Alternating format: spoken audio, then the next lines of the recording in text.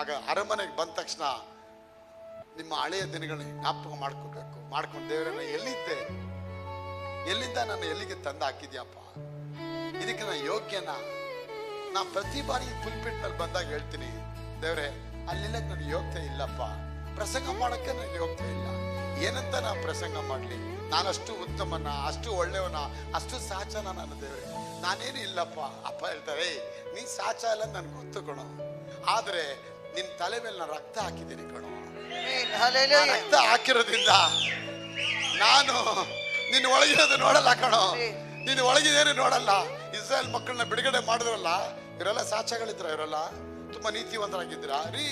ಆ ಐಗುಪ್ತ ದೇಶದ ದೇವತೆಗಳಿಗೆ ಬಲಿ ಕೊಟ್ರಿ ಇವರೆಲ್ಲ. ಆ ದೇವತೆಗಳನ್ನ ವಿಗ್ರಹ ಆರಾಧನೆ ಮಾಡಿದ್ರು, ಆ ದೇವತೆಗಳಿಗೆ ಪೂಜೆಗಳು ಮಾಡಿದ್ರು, ಆ ದೇವತೆಗಳಿಗೆ ತಮ್ಮ ಮಕ್ಕಳನ್ನ ಆಯ್ಕೆ ಮಾಡಿಕೊಟ್ಟು ಹಾಗೆ ಅದರ ಸುಟ್ಟು ಹಾಕಿದ್ರೆ ಮಕ್ಕಳನ್ನ ಇಂಥ ಒಂದು ರೀತಿಯ ಅವರ ದೇವರ ಸನ್ನಿಧಾನ ಮರೆತು ಹೋಗ್ಬಿಟ್ರು. ಆಗ ದೇವ್ರ ಹೇಳ್ತಾರೆ, ಆ ದೇವತೆಗಳಿಗೆ ದಂಡನೆ ಯಾಕೆ ಕೊಟ್ಟಿದ್ದಂದ್ರೆ ಇವ್ರಿಗೆ ತೋರಿಸ್ತಾರೆ, ನೀವು ಆರಾಧನೆ ಮಾಡ್ತಿರೋ ದೇವರುಗಳು ಎಂತ ದೇವರುಗಳು ನೋಡಿ ಅಂತೇಳಿ ದೇವರವ್ರಿಗೆ ದಂಡನೆ ಕೊಟ್ಟು ಅವನ್ನ ಬಿಡುಗಡೆ ಮಾಡಿ ಇವ್ರಿಗೋಸ್ಕರ ಅದ್ಭುತ ಮಾಡ್ತಾರೆ. ಯಾಕೆ ಅದ್ಭುತ ಮಾಡ್ತಾರೆ? ಅಬ್ರಾಮನೊಂದಿಗೆ ಮಾಡಿದ ಒಡಂಬಡಿಕೆ, because of the covenant what God made with Abram. ಅಬ್ರಾಮನಿಗೆ ಒಡಂಬಡಿಕೆ ಮಾಡ್ಕೊಂಡು ರಕ್ತದಲ್ಲಿ ಅವನು ಬಲಿ ಆಗ್ತಾನೆ.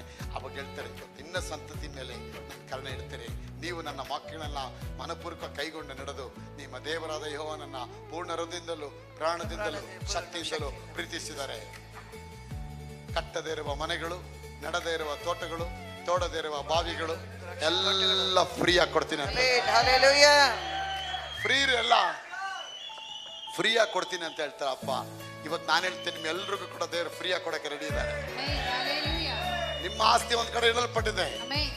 ಆ ಮಕ್ಕಳು ಆ ಕುರಿಮರಿನ ಸಲ್ಲಿಸಿ ಕೊಟ್ಟಾಗ, ದೇವರಿಗೆ ಕಾಣಿಕೆ ಕೊಟ್ಟಾಗ, ದೇವರು ಅವ್ರಿಗೋಸ್ಕರ ಎಷ್ಟೋ ವರ್ಷಗಳು ಕಟ್ಟಿಟ್ಟಲ್ಪಟ್ಟಂತ ಆಸ್ತಿಗಳನ್ನ ಇವರಿಗೆ ಅಧೀನ ಮಾಡಿ, ಅದೇ ದಿನದಲ್ಲಿ ಬಿಡುಗಡೆ ಮಾಡಿ ಅವ್ರನ್ನ ಇಸ್ರಾಯೇಲ್ ಮಕ್ಕಳನ್ನ ಒಂದು ರಾಷ್ಟ್ರವಾಗಿ ಮಾಡಿಕೊಟ್ರು.